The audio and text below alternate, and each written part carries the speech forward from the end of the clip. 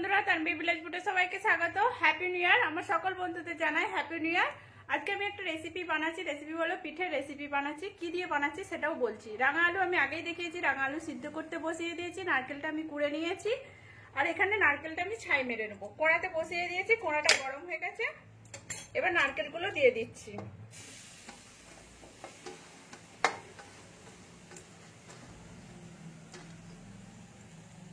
এই দেখুন, নারকেলটা নেড়ে নেবো একটু।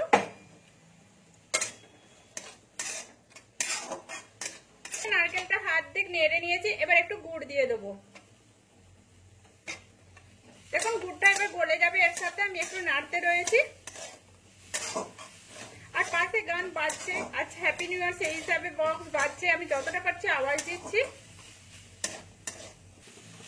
এখানে নারকেলের পুরটা হয়ে গেছে, আমি এইটা এবার ঢেলে নিচ্ছি। এখানে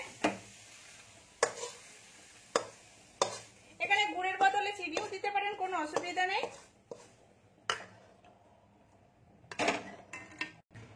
দেখো, এখানে রস বানানোর জন্য, সেই সিরাটা বানানোর জন্য আমি গুড় নিয়েছি। আধা বাটির মতো গুড় নিলাম, আর 1 চামচের বেশি চিনি দিয়ে দিলাম। চিনিটা এটা আমি গুড়িয়েছি, গুড়ানা ছিল বলে আমি দিয়ে দিলাম। এটা গোটা চিনিও দিতে পারেন, কোনো অসুবিধা নেই। পাউডার, হ্যাঁ। এখন এটাকে আমি রস বানিয়ে নেবো। এখানে আলুগুলো সিদ্ধ করেছিলাম, রাঙা আলুগুলো, চোপাগুলো আমি ছাড়িয়ে ফেলে দিয়েছি। এবার আলুটাকে একটু থেতলে নিচ্ছি। আলুটা প্রচুর গরম, ঠান্ডা অবস্থায় মাখালে ভালো হবে না। গরম গরম আলুটাকে মাখিয়ে নিচ্ছি আমি। আলুটাকে ভালো করে মাখাতে হবে, পুরো কোনো ডেলা যেমন না থাকে। এখানে আলুটাকে থেতলে নিয়েছি। এবার সামান্য স্বাদ অনুযায়ী একটু নুন দিয়ে দেবো। আর এখানে আমি ময়দা নিয়েছি, ময়দাটা দিয়ে ভালো করে মেখে নেবো। 1 চামচের মতো আমি ময়দা দিচ্ছি।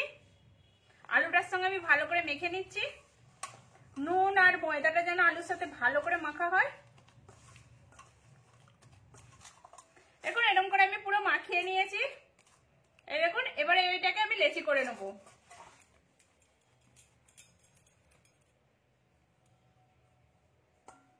এরকম করে লেচি পাকিয়ে নিচ্ছি আগে, তাহলে সমান সমান হবে। ওই জন্য আমি একটু লেচিটা পাকিয়ে নিচ্ছি। দেখুন এখানে আমি লেচি করে নিয়েছি। এটাকে এবারে গোলো একটু করে নিচ্ছি, সাইড দিকে টিপে একটু বাটির মতো করে নেবো। এই দেখুন,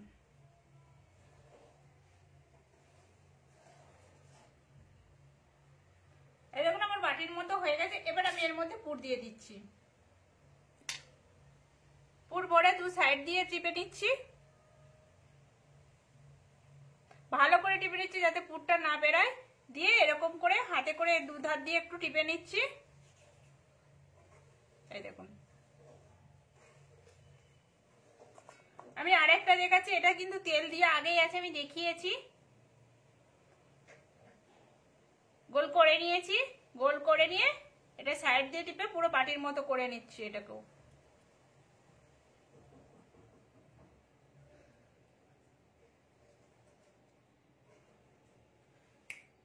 এই দেখুন বাটির মতো হয়ে গেছে।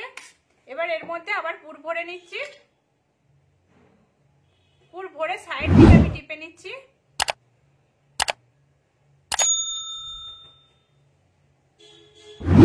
দু সাইড থেকে টিপে নিয়ে হাতে করে একটু সামান্য ঘষে নিচ্ছি দু সাইড দিয়ে।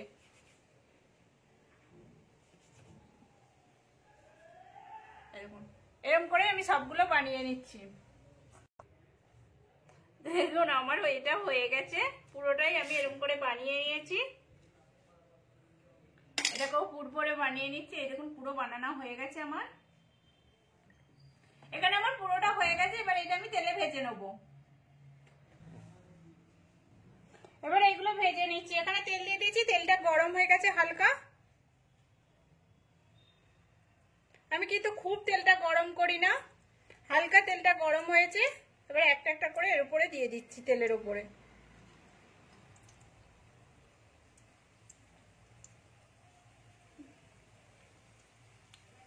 এগুলো একটু ভেজে নেবো।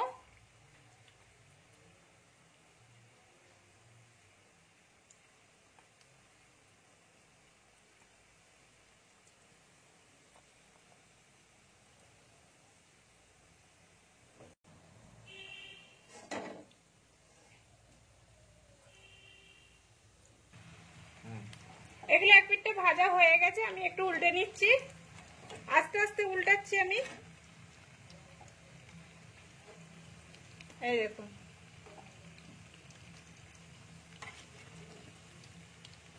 এরকম করে উল্টে নিচ্ছি আস্তে আস্তে। এক পিঠটা পুরো লাল হয়ে গেছে, কিন্তু লাল যতক্ষণ না হয় ততক্ষণ উল্টাবেন না।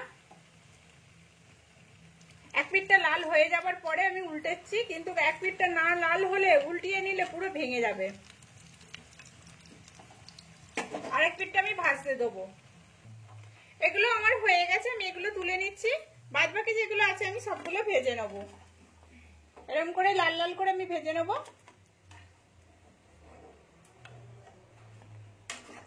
আর আমার কিন্তু একটাও ফাটে না, কিন্তু পুরো ভালো আছে, গোটা গোটা রয়েছে। একটু গলত হলেই পুরো ফেটে যাবে, তখন আর ভালো লাগবে না। নারকেলের পুরটা পুরো বেরিয়ে গেলে আর একটুও ভালো লাগবে না। রসটা ফুটছে, আমি একটু এলাচ গুঁড়ো দিয়ে দিচ্ছি। দুটো এলাচকে গুঁড়ো করে দিয়ে দিলাম, এর মধ্যে একটু ঘেটে দিচ্ছি। আর রসটাকে আমি আরেকটু মারবো। পিঠাগুলোর উপরে আমি রসটা দিয়ে দিচ্ছি। এই দেখুন পিঠাগুলো একটু ভিজে যাবে আর ভালো লাগবে খেতে। পিঠাটা আগে নরম, কত সুন্দর।